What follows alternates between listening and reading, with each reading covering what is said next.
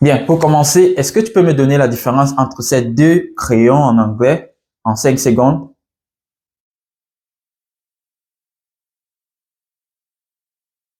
Alors, il s'agit de deux crayons, un qui est aiguisé et l'autre qui est émoussé. En anglais, aiguisé, on va dire sharp, et sharp pencil.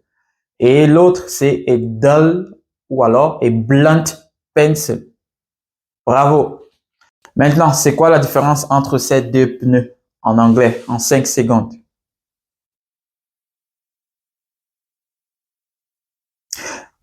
Alors, il s'agit bien sûr de deux pneus, un qui est gonflé et l'autre qui est dégonflé. En anglais, on va dire un inflated ou alors a healthy tire. Et de l'autre côté, a flat tire. Tu l'aurais maintenant compris. En fait, cette leçon vise à améliorer ton vocabulaire anglais à travers les adjectifs utilisés très couramment pour désigner une forme en anglais. Il s'agit de 40 adjectifs utilisés chaque jour, chaque instant pour désigner une forme. Je suis Jordan de English for French et vous êtes sur le programme Mes 10 minutes d'anglais. Comme je le disais, nous allons voir les 40 adjectifs utilisés très couramment pour désigner une forme en anglais. Et enfin, vous aurez une petite évaluation et la correction qui va suivre. Maintenant, je vous présente les images suivantes et ensuite, on va prendre cas par cas. Pour chaque image, je vais vous donner 3 secondes pour pouvoir me donner les adjectifs qui correspondent en anglais. Et ensuite, je vous donne la bonne réponse.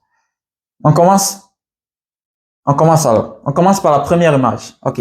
La première image. Il s'agit de deux images en fait. Il y a, moi je vois une tour droite et de l'autre côté, une tour penchée. En anglais, qu'est-ce qu'on va dire en 3 secondes?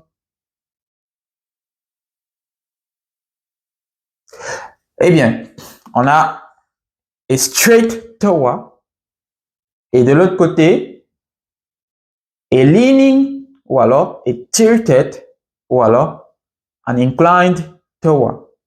Bien sûr, on peut aussi utiliser ces adjectifs autrement, pas forcément dans le cas d'une tour ou d'une maison qui est penchée, non?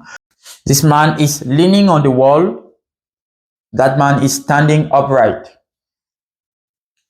On rencontre très souvent des objets droits, d'autres penchés et d'autres tordus. Si j'ai un col tordu, je sais. Je vais arranger, c'est pas grave. Je vais arranger ça. Alors, ça va maintenant. Mais en anglais, comment est-ce qu'on va qualifier ces trois formes dans le cas d'une ligne, par exemple? A straight line, a curved line, a twisted line. Est-ce que tu peux rouler sur une route aussi courbée? Bon, ne changeons pas de sujet. Comment est-ce qu'on dit une route courbée en anglais? A curved road. Maintenant, si tu devais faire un voyage sur l'une de ces deux routes-là, qu'est-ce que tu devais choisir? En 3 secondes, tu dis en anglais, juste en un mot. Alors, en français, déjà, c'est une route vallonnée contre une route plate. En anglais, c'est a flat road ou alors a level road contre a hilly road. Ici, je vois une chaussée uniforme et une chaussée inégale. Alors, en anglais, en 3 secondes. An even pavement et an uneven pavement. Qu'est-ce que tu vois? Moi, je vois une surface lisse et une surface rugueuse. Alors, en 3 secondes, en anglais. A smooth surface et rough surface. Bien joué. Alors, on va évoluer avec ces deux escaliers. Bien sûr, moi, je préfère monter sur les escaliers qui sont moins raides, mais beaucoup plus doux. En anglais, toi, tu préfères quel? En 3 secondes. A gentle staircase. A steep staircase. Non, tu dis quoi de cette colline en pente? En anglais, en 3 secondes. A sloping hill. Maintenant, regardez cette tête. Décrivons-la en anglais, en 3 secondes. A bald head. Alors, maintenant, parlons de ces deux types de couteaux. On voit bien que un coupe très mal et l'autre coupe plutôt très bien. En anglais, comment est-ce qu'on va qualifier ces deux couteaux?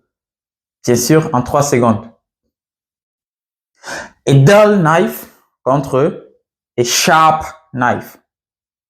On voit que c'est les mêmes expressions qu'on a utilisées pour le crayon qui était émoussé et l'autre qui était aiguisé. Moi, j'adore prendre du café avec du sucre en poudre. Et toi? Allez, en anglais.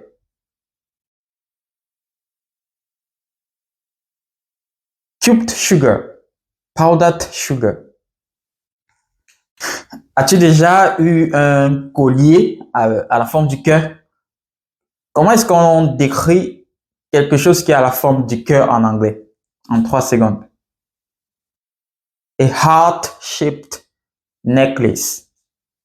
En français, on appelle ça des rayures. Comment est-ce que tu vas qualifier ou décrire cette chemise-là? A striped shirt.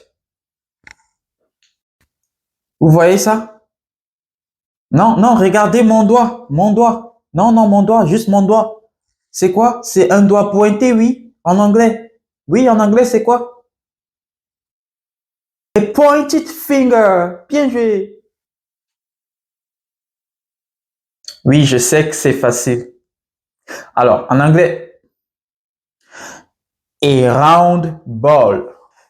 Ah, c'est quoi cette planète sphérique en anglais? A spherical planet. Square tiles. A rectangular table. A triangular signboard. C'est quoi cette forme-là? An oval-shaped mirror. A cylindrical bottle. A conical hat.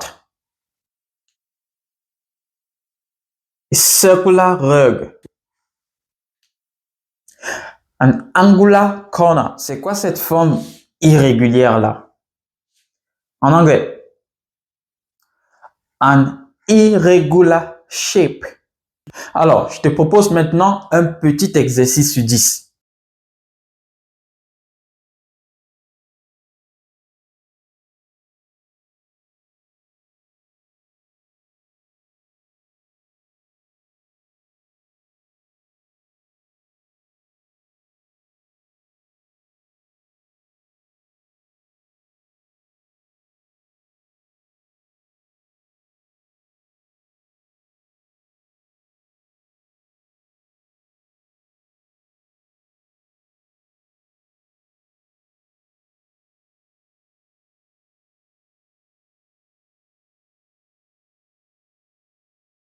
Je t'invite maintenant à laisser ta note sur 10 en commentaire. Et oui, si tu as d'autres questions, n'hésite surtout pas, hein.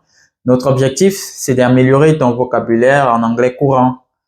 J'espère que cette vidéo t'a été utile et je te donne rendez-vous à la prochaine vidéo de mes 10 minutes d'anglais sur English for French.